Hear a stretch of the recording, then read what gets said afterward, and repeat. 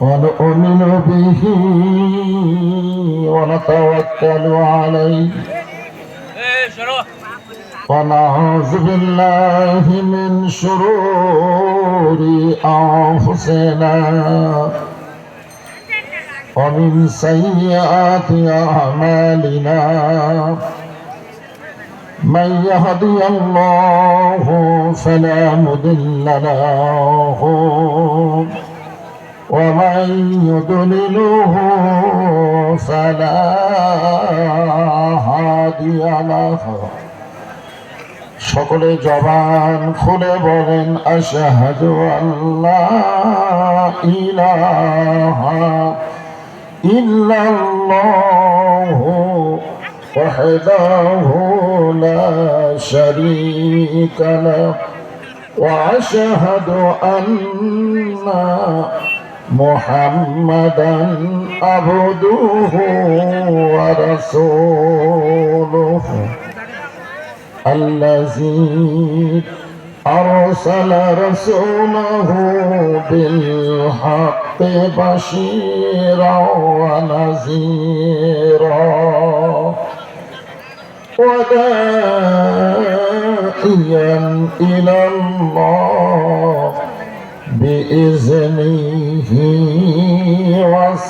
وسراجا منيرا فقد قال الله تعالى في كلامه المجيد والفرقان الحميد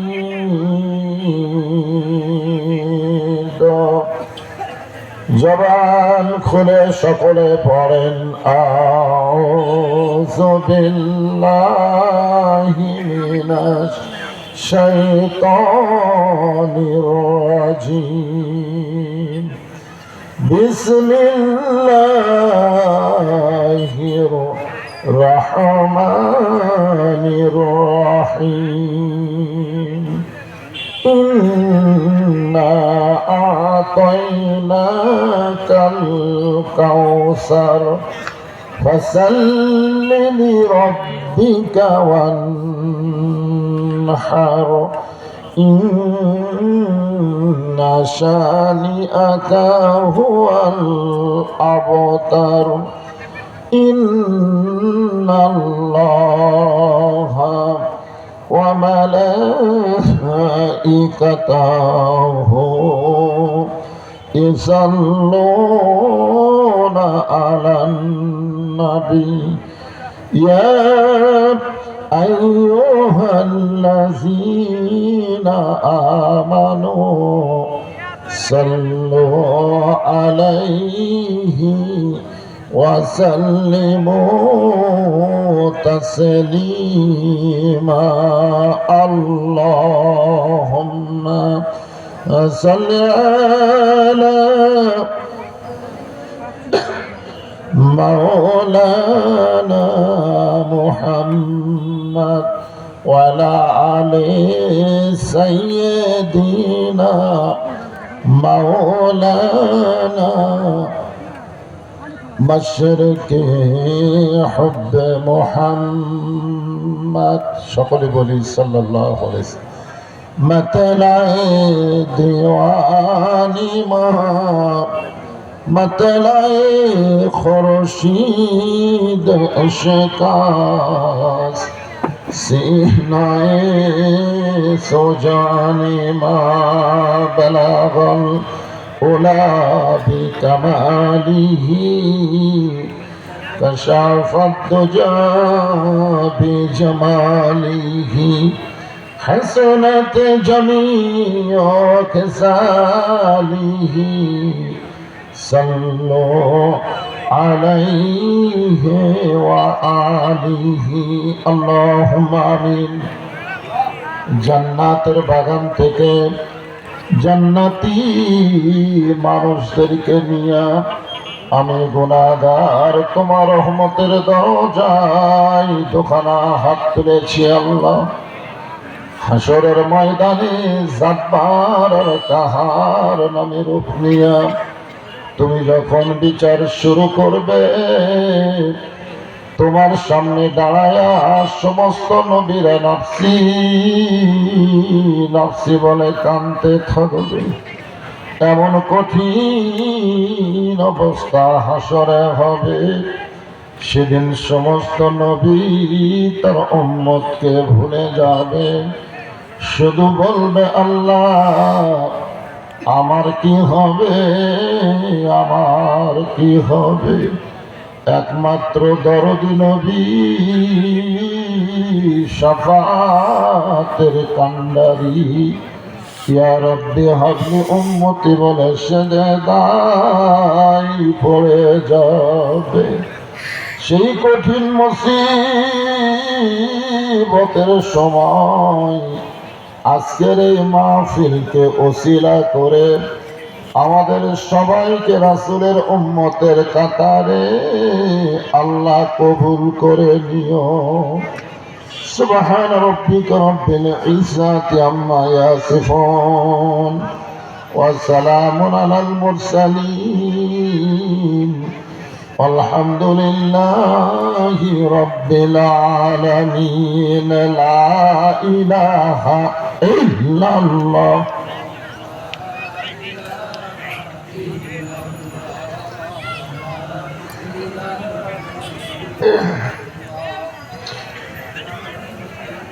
لا إله إلا الله لا إله মরণের কালে বুঝিতে পারিবা, কবরে গেলে বুঝিতে পারিবা, এই কলেমার কত গুণ।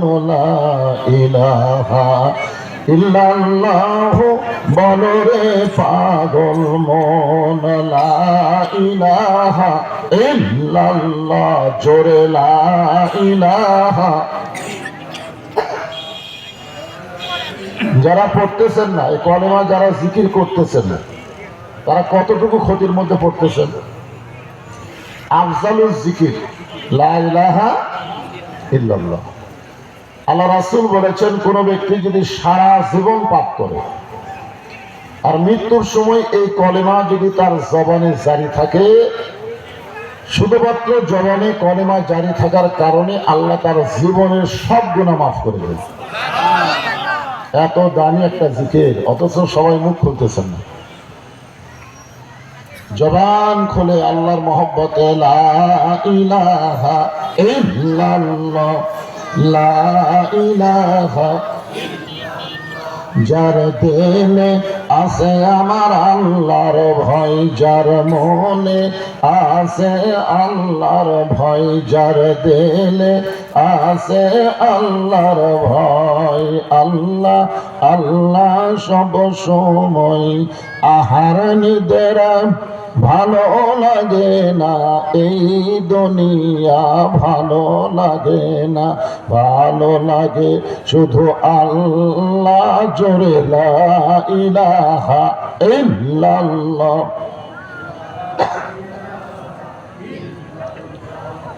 লা ইলাহা। আরো জোরে জবান খোলে লা ইলাহা ইল্লাল্লাহ লা ইলাহা লা ইলাহা ইল্লাল্লাহ মুহাম্মাদুর রাসূলুল্লাহ। রাসূলের মহব্বতে সকলেই বলবো সাল্লাল্লাহু আলাইহি ওয়াসাল্লাম। তাওলা উত্তরপাড়া আবুর মোড় যুবকদের কর্তৃক আয়োজিত আজকের এই তাফসীরুল কোরআন মাহফিল, আল্লাহ তাআলা আজকের এই মাহফিলে যেনাকে সম্মানিত সভাপতির আসনে কবুল করেছেন, জনাব মোহাম্মদ বীর মুক্তিযোদ্ধা মুখলেসুর রহমান। আজকের এই মাহফিলের সম্মানিত সহসভাপতি জনাব মোহাম্মদ রেজাউল করিম, জনাব মাওলানা মোহাম্মদ আমজাদ হোসেন। আজকের এই মাহফিলের সম্মানিত সভাপতি এবং সহসভাপতি দ্বয়কে অন্তরের অন্তঃস্থল থেকে আমি শুভেচ্ছা জ্ঞাপন করছি। আজকের এই মাহফিলের সম্মানিত প্রধান অতিথি জনাব মোহাম্মদ আল মুত্তাকিন মুরাদ,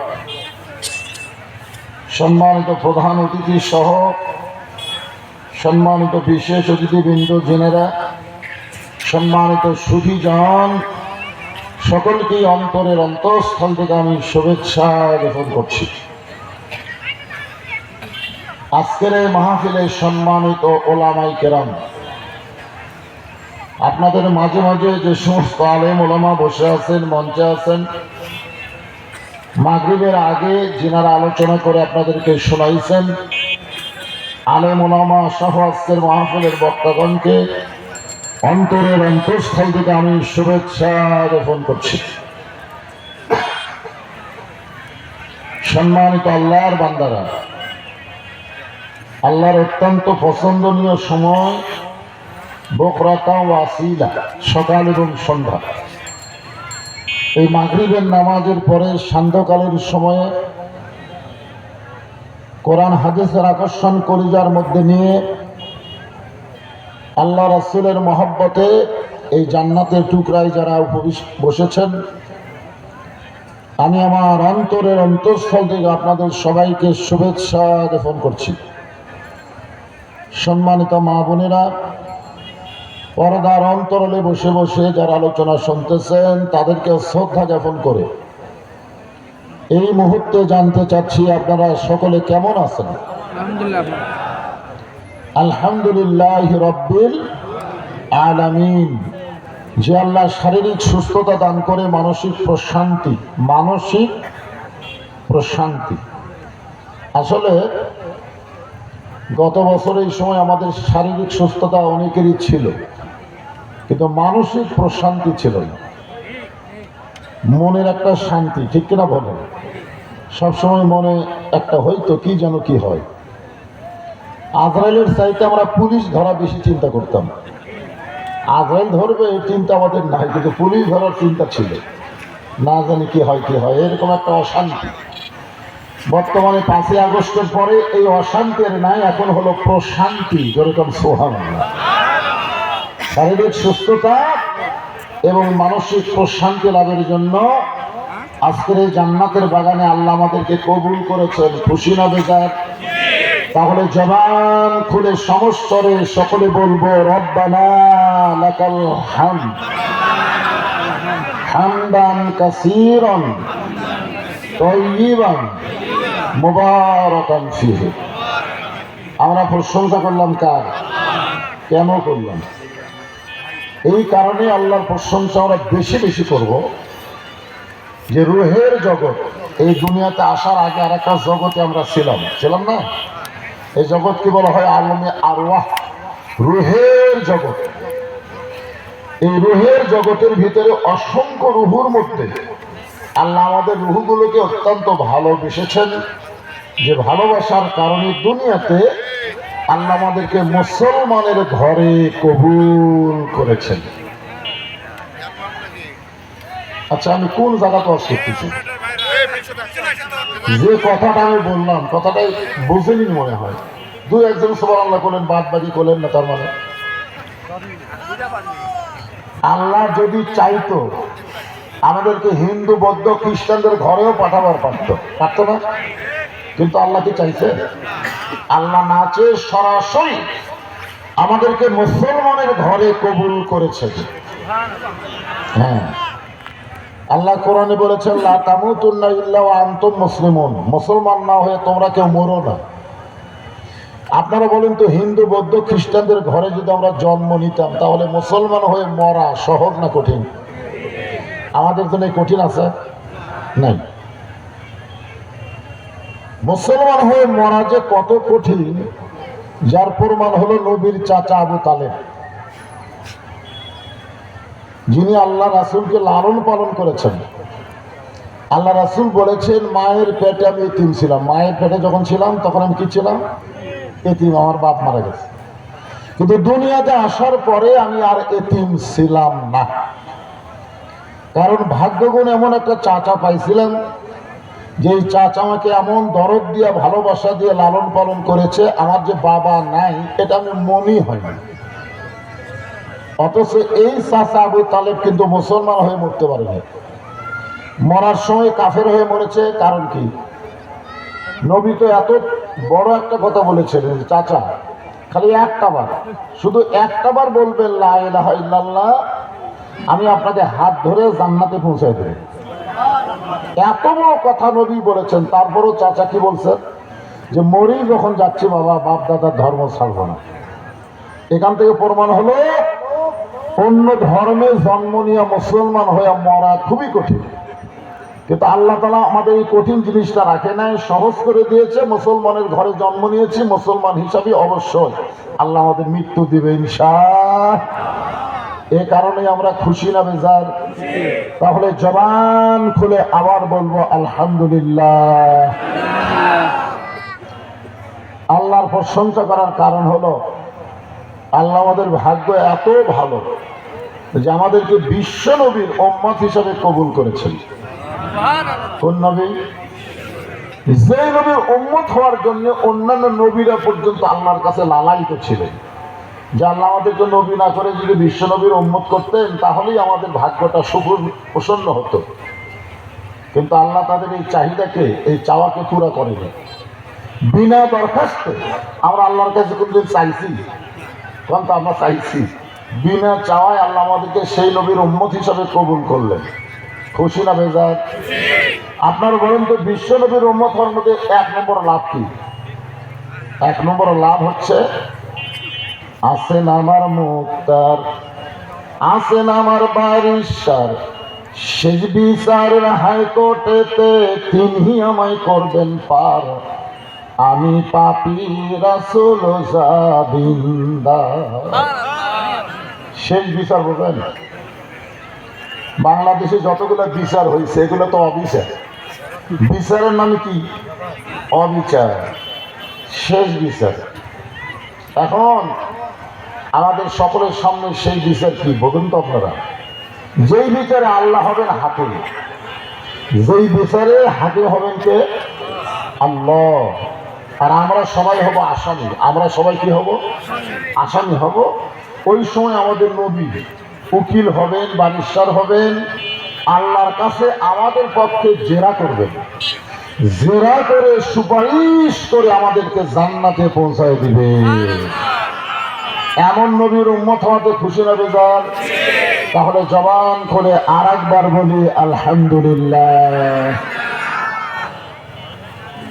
আল্লাহর প্রশংসা করার কারণ হলো আপনার যে কোরআন থেকে তাফসীর শুনবেন, এই কোরআনে কোনো সন্দেহ?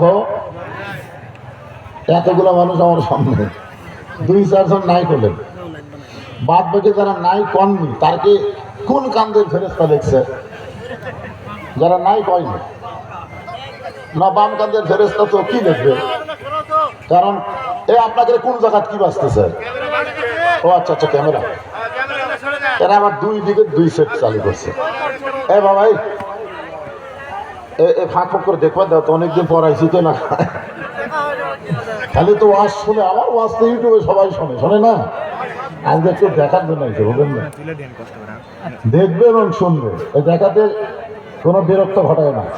হ্যাঁ, আপনারা একটু ধৈর্য ধরে শুনবেন। আর এই তো কি অবস্থা হলো, মানুষজন যে হারে আসা শুরু হলো, এই ছেলেরা কি করবে এখন আল্লাহ ভালো জানে। আপনারা এই সাইডে এইদিকে একটু চাপে চাপে আসেন তো বাবা। আমি নামাজ পড়ার সময় দেখলাম যে মাটিটা খুব কাঁচা, আমার হাঁটু বললো হাঁটু ডাবে গেল। তাহলে কাঁচা মাটির উপরে সামান্য খেয়াল বসার ব্যবস্থা করে দিয়েছে। এমনি তো শীতের রাত, মাঘের জানে বাঘ কান্দে, আর সেই শীতের রাতে সামান্য খেয়াল দিয়ে আপনাদের বসতে দিয়েছে। ফাঁকা ফাঁকা না বসে আল্লাহ রাস্তায় জমে বসেন, তল থেকে ঠান্ডা হলেও শরীরের ভাইয়ের গায়ে রসুন লেগে মোটামুটি গরম হবে ইনশাআল্লাহ। এই জন্য চাপা বসেন, চাপা বসেন। কারোর সামনে যদি ফাঁকা থাকে, ফাঁকা তো নাই, তারপরে যদি থাকে একটু জমে বসেন। আর এই সাইড থেকে একবার পুরা করে বসেন, এই সাইড থেকে একবার পুরা হয়ে আপনারা বসেন। যারা আসতেছেন তারা এই সাইডের দিকে চলে আসেন। হ্যাঁ, চাপে না, হইচই না করে, কথাবার্তা না বলে জিকির করেন আর সামনে চাপেন। লা ইলাহা ইল্লাল্লাহ, লা ইলাহা ইল্লাল্লাহ।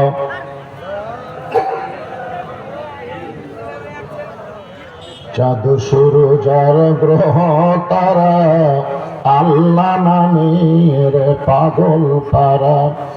চাঁদ সূরজ আর গ্রহ তারা আল্লাহ নামের পাগল পারা।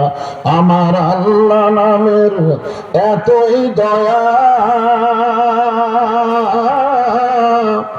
আল্লাহ নামের এতই মায়া, লুকিয়ে রাখছেন হে আল্লাহ জোরে লা ইলাহা ইল্লাল্লাহ, লা ইলাহা, জোরে জোরে লা ইলাহা,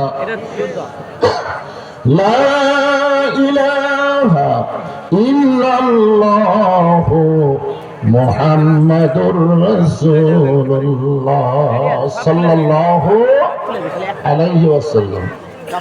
যতবার নবীর নাম শুনবো অথবা বলবো, যতবার প্রত্যেকবারই বলতে হবে সাল্লাল্লাহু আলাইহি ওয়াসাল্লাম।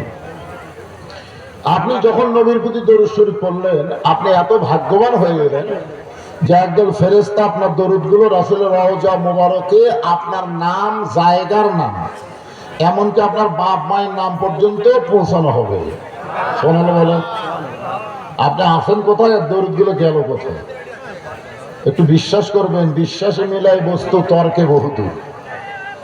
তর্ক করা যাবে না, বিশ্বাস করতে হবে। মুসলমানের বিশ্বাসের উপরে ঈমান, জোরে কার কথা ঠিক কিনা? হ্যাঁ। তাহলে যে কোরআন থেকে আপনার তাফসীর শুনবেন, তাফসীর শোনার জন্য এখন আর জায়গা হচ্ছে না, ভিড় হচ্ছে, আপনার বলেন সবাই এক বাক্যে এই কোরআনে কোনো সন্দেহ হ্যাঁ আছে নাই? কারণ আল্লাহ কোরআনের প্রথমেই বলেছেন যালিকাল কিতাব লা রাইবা ফিহ, এই কোরআনের ভিতরে কোনো সন্দেহ নেই, এই কোরআনে কোনো ধোঁকা এবার নাই করলেন না কেন? ধোঁকা আছে? তাহলে সবাই বলবেন এই কোরআনে কোনো গোজামিল। মাশাআল্লাহ। এখন আপনারা বলেন, বর্তমান যে সংবিধান দিয়ে আমাদের বাংলাদেশ চলতেছে, যে সংবিধানের উপর আমরা বাংলাদেশ চলতেছে, এই সংবিধানের মধ্যে সন্দেহ? সবাই বললেন না, জোরে বলেন। এই সংবিধানের মধ্যে ধোঁকা, গোজামিল। তাহলে আগেরটার কি বললেন? নাই। তিনবারই বলছেন নাই, আর পরেরটা তিনবারই বলছেন আছে। এখন ভেজাল জিনিস নিয়ে চলবেন আর মরার সময় মুসলমান হয়ে মরবেন, এইটা সম্ভব? মুসলমান জন্ম দিয়ে তার সন্তানকে হিন্দুর বাড়িতে লালন পালন করতে দিছে, 10 বছর পরে মুসলমান তার সন্তানকে ফেরত নিছে। এখন বলেন তো, এই সন্তান ভগবান কবে না আল্লাহ কবে? কারণ কি? কারণ লালন পালন হয়েছে হিন্দুর বাড়ি, যতই মুসলমান জন্ম দিক। আবার যদি হিন্দু জন্ম দিয়ে মুসলমানের বাড়িতে 10 বছর লালন পালন হয়, ওই সন্তান যদি হিন্দু ফেরত নাই, তাহলে ওই কি বলবে? ভগবান কবে না আল্লাহ কবে? তাহলে কি বুঝলেন? যে মুসলমান হিন্দু হয়ে জন্ম দিলেই হবে না, পরিবেশের উপর বড় করা লাগবে। দরকার কথা ঠিক কিনা? বর্তমানে বাংলাদেশের যে পরিবেশ চলতেছে, এখন যে পরিবেশ চলতেছে, এই পরিবেশ কি হিন্দুর পরিবেশ না মুসলমানের পরিবেশ? দেখেন, এখানে মাগরিবের নামাজ হলো, নামাজ হচ্ছে এখানে মাগরিবের, আর যেই ছেলেরা মাহফিল করতেছে, যারা এই বিশাল আয়োজন করেছে, তাদের মধ্যে 2-4 জনকে আপনারা পাচ্ছেন? ওরা মনে করতেছে আমরা বছর অন্তর একটা করে মাহফিল করলেই হয়ে গেল।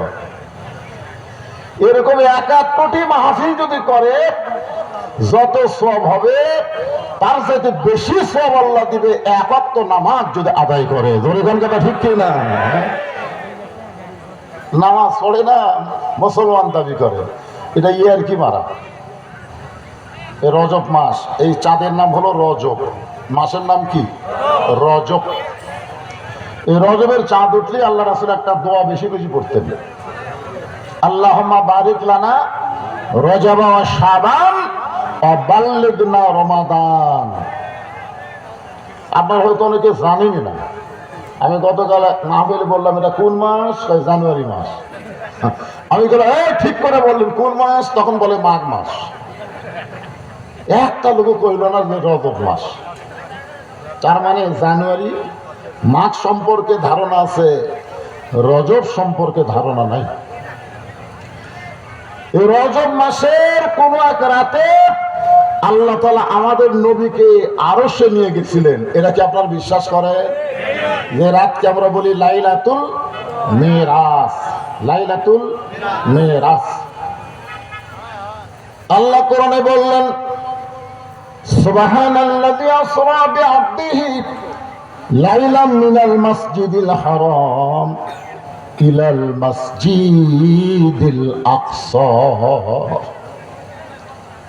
আমি আল্লাহ তাআলা নৈশকালীন ভ্রমণ ইসরা, এরপরে হচ্ছে মেরাজ।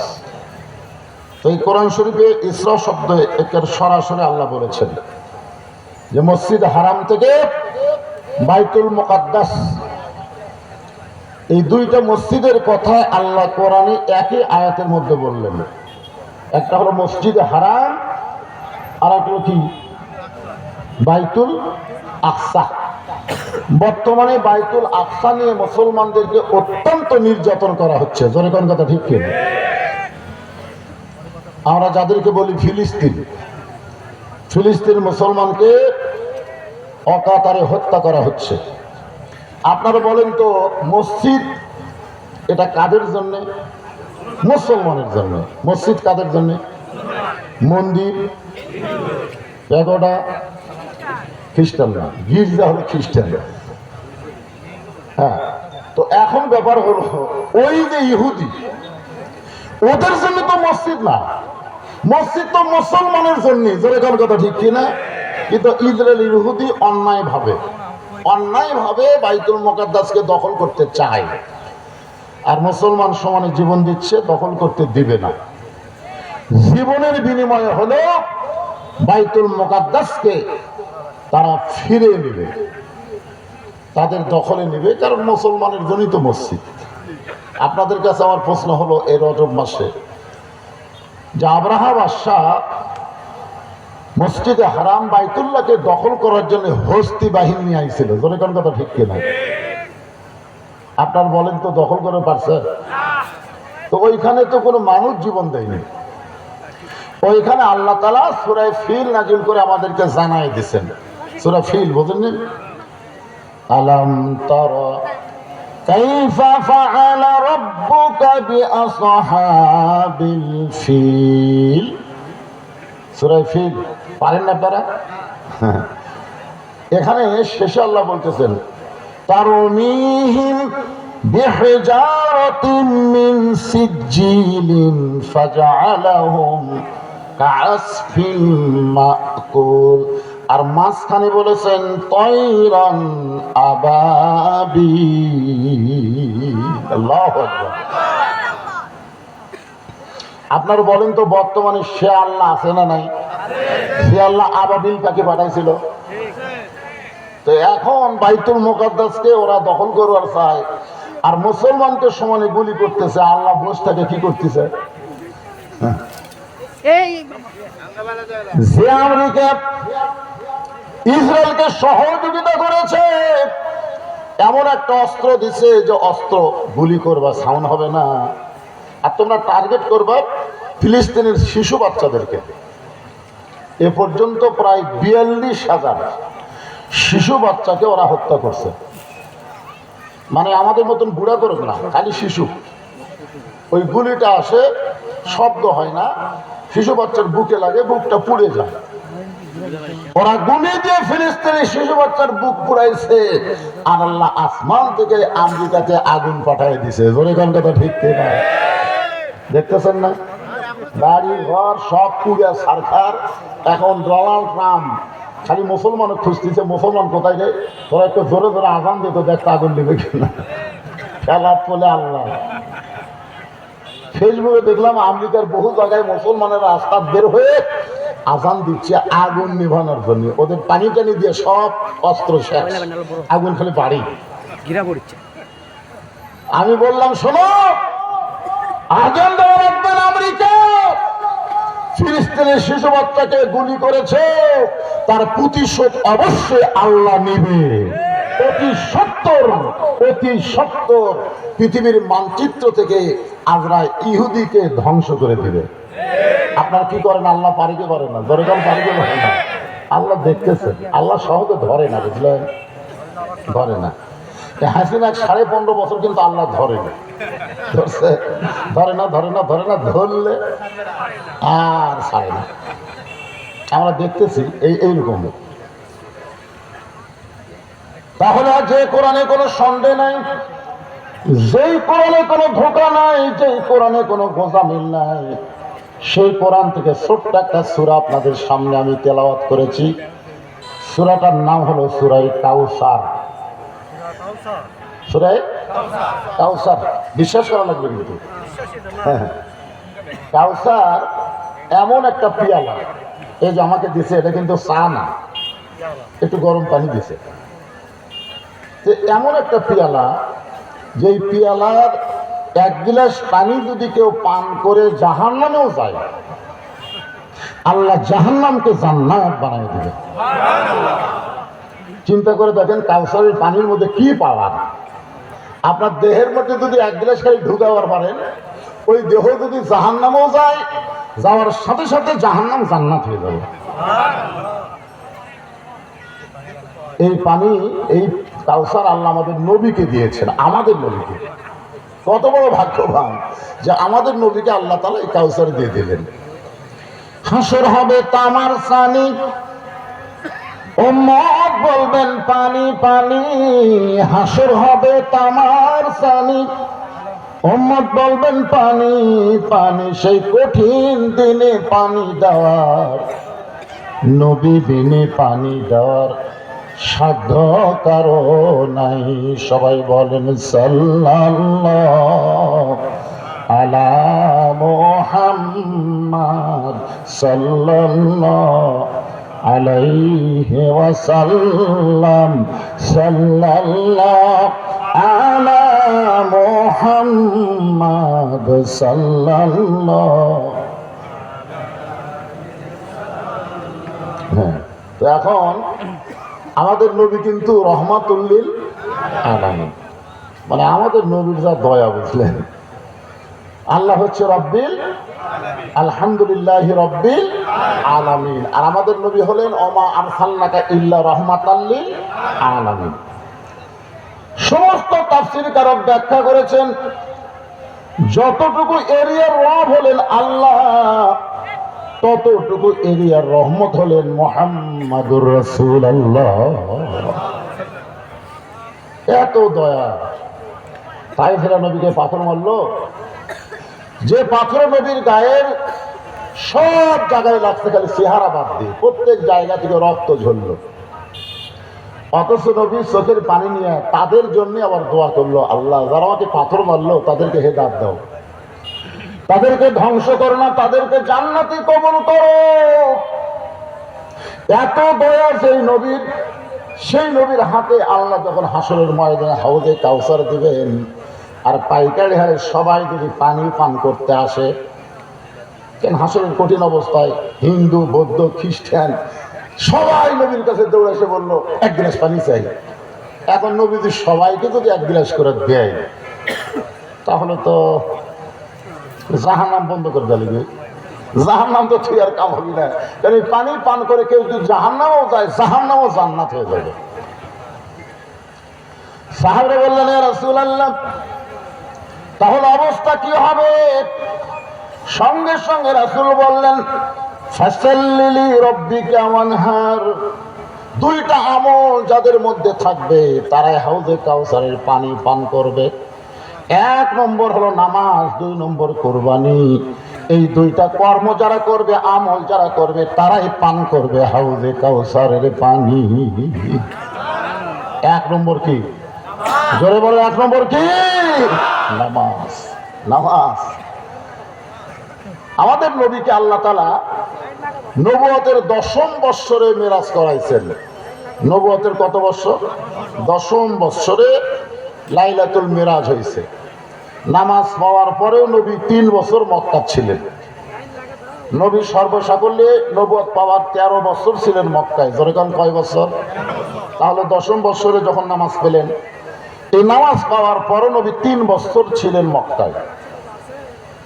আল্লাহ কোরআনে বললেন, আল্লাযীনা ইউমিনুনা বিল গায়বি ওয়া ইউকিমুনাস সালাত ওয়া ইউকিমুনাস সালাত। এই নামাজ কায়েম করার কথা শুরু হলো প্রথমেই কোরআনের সর্বসাকল্যে 82 বার। ধরে বলেন কতবার? 82 বার নামাজের কথা বলা হয়েছে। প্রত্যেকবারই বলা হয়েছে নামাজ কায়েম করো। কোন জায়গায় আল্লাহ বলে নাই যে নামাজ পড়ো। কোন জায়গায় কিন্তু নামাজ পড়ার কথা নাই। কি করার কথা আছে? কায়েম করার কথা আছে। আজকে আমার মাগরিব নামাজ কি করলাম? কায়েম করলাম না পড়লাম? না, এটা কায়েম করলাম না। কায়েম যদি করতে পারতাম তাহলে নামাজের সময় বাহিরে কেউ শোরগোল করতো না, সবাই জামাতে সামিল হতো। ধরে কোন কথা ঠিক কিনা? কেউ বারা হট্টগোল করতে পারবে? শোরগোল করতে পারবে? রাস্তা ঘুরতে পারবে? পারবে না, কারণ নামাজ কায়েম হয়ে গেছে। নামাজ কায়েম যখন হবে, যেরকম এখানে যত মানুষ আপনারা আইছেন সবাই কিন্তু কাপড় পরা কায়েম হয়ে গেছে। আমাদের বাংলাদেশের ন্যাংটা কায়েম না কাপড় পরা কায়েম? কথা বলেন না কেন? ন্যাংটা হওয়া না কাপড় পরা? এই জায়গায় যত মানুষ আমরা আছি সকলের গায়ে কাপড় আছে না নাই? এখন যদি কেউ ন্যাংটা হয়ে এর মধ্যে আসে, আপনারা কে তার কাছে নেবেন? না, একের গোটা গাও ন্যাংটা হয়ে মাঝখানে আইছে, সবাই কি করবেন? তাড়িয়ে দিবেন না কাছে নেবেন? কাপড় যেখানে কায়েম হচ্ছে সেখানে কোনো ন্যাংটা চলবে না। নামাজ যখন কায়েম হবে তখন বেনামাজিকে ন্যাংটার মতন মনে হবে। কার মতন মনে হবে? আপনারা বলেন তো, এখন বেনামাজিকে কি ন্যাংটার মতন মনে হয়? হয় না। কারণ কি? নামাজিও যা বেনামাজিও তাই, একই সাথে বসে আমরা চা খাই। হায় হায় রে। নবুয়তের 10ম বৎসরে নবী নামাজ পাইলেন। এরপরও নবী 3 বছর মক্কায় ছিলেন। নবী বললেন, আল্লাহ কোরআনের যত জায়গায় আপনি নামাজের কথা বলেন প্রত্যেক জায়গায় বলেছেন নামাজ কায়েম করো, কিন্তু নামাজ তো কায়েম করা যাচ্ছে না। চুপি চুপি আমরা মুসলমান গোপনে গোপনে নামাজ পড়তেছি, প্রকাশ্যে জামাত করে সকলে মিলে আমরা তো নামাজ কায়েম করতে পারতেছি না।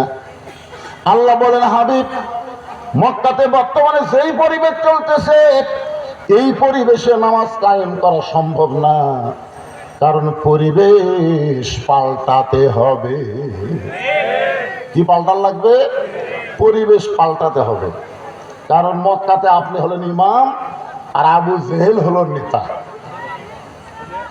নবী যতদিন মক্কায় ছিলেন নবী কি? ইমাম।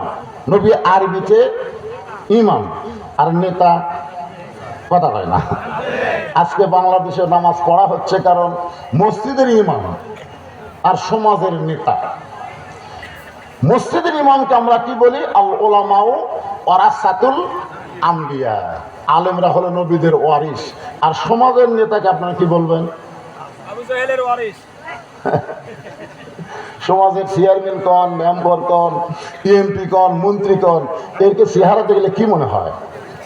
কথা কয় না রে বারে। কাজকর্ম চেহারা টেহারা দেখলে কি মনে হয়? নবীর ওয়ারিস। নবীর ওয়ারিস